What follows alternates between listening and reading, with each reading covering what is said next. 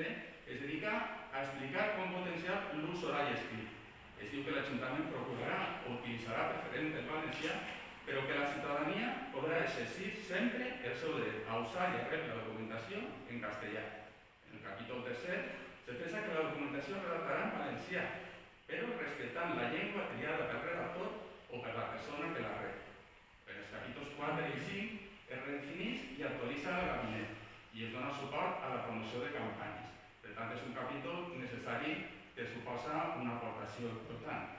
En el capítol 6 s'expressa la preferència a gastar el valencià per l'administració i es posa que els treballadors i les treballadores hauran d'estar capacitats a utilitzar el valencià, si ho requereix la ciutadania. Aquest fet no afecta per a res a la llengua que desitja expressar l'administrat o l'administrat. I finalment, en el capítol 7, s'exposa que la pronomia genuïna de la localitat està escrita en valencià i que es donarà un ús preferent a la utilització d'aquesta llengua. Això sí, es diu que el banc sí que serà en valencià perquè així es feia de manera tradicional, com per exemple un tribunal tan mil·lenari com és el Tribunal de les Aigües s'expressa sempre en valencià, o per exemple, com els cartells d'una festa que és patrimoni material de la humanitat o sobre els falles, tenen la seva cartelleria en valencià. Tal vegada, si he de ser-lo sincer, l'únic article que podrien vostès repassar o repensar seria l'article 20, on diu que la informació contratada dels mitjans serà exclusivament en valencià. Crec que és l'únic article de tots en el que parla d'exclusivitat o d'uniformitat. La resta d'articles, si vostès ho repassen, sempre, després de potenciar el valencià, es refereix sempre a respectar al ciutadà i a la ciutadana, perquè no pot ser d'una altra manera. Nosaltres no podem votar nostra llei ni deixar de tenir en compte que tenim dos llengües oficials. Després de tot el que ja he dit, m'agradaria que entengueren que no trobaran un esment en el text a la prohibició o exclusió absoluta de l'altra llengua oficial de la comunitat, com els acaba de dir. No trobaran cap línia que limiti el dret a ser atesos i a expressar-se en totes les seues dimensions en castellà, sempre que un ciutadà o ciutadana ho demani.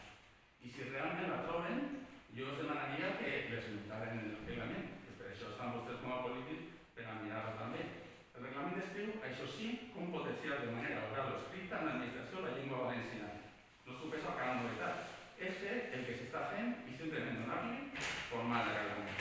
Tracta també, com he dit, d'adaptar el gabinet, perquè ara el gabinet passa a ser a l'IVA i s'ha salvat.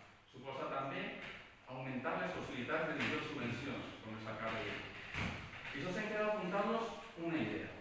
Els reglaments de normalització estan generalitzats en totes les administracions locals i especialment en la nostra comarca, independentment del partit que es governi. Per exemple, ja en l'any 1996, en el Cap i Casal, en un govern d'una alcaldessa del Partit Popular, se va promulgar, per exemple, el reglament de normalització.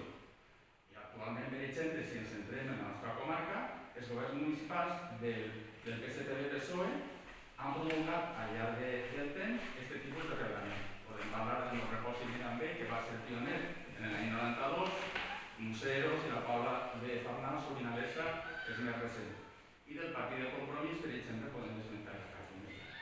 En definitiva, crec que des de la meva modesta opinió de tècnic, que no només que un tècnic, el reglament és una oportunitat per a demostrar a vostès de manera unànime, com jo crec que han fet sempre, que tenen una especial sensibilitat per la llengua valenciana i que desitgen col·laborar en la potenciació d'aquesta llengua oficial per a fer-la que es trobi en igualtat de condicions que l'altra llengua oficial.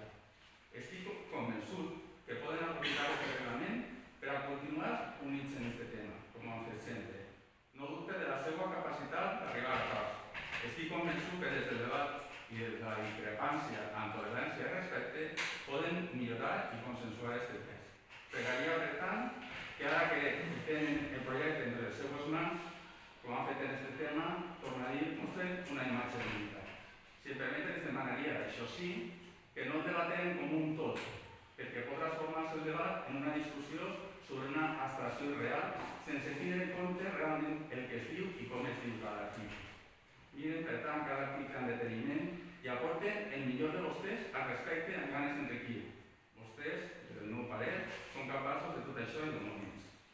Acabo i faig, com he començat, donant-los les gràcies per deixar-me intervindre, És la primera vegada que ho faig com a treballador municipal i és una prova que per a tots vostès aquest és un tema important per al qual jo crec que cada un des de la seva visió demostra una gran sensibilitat.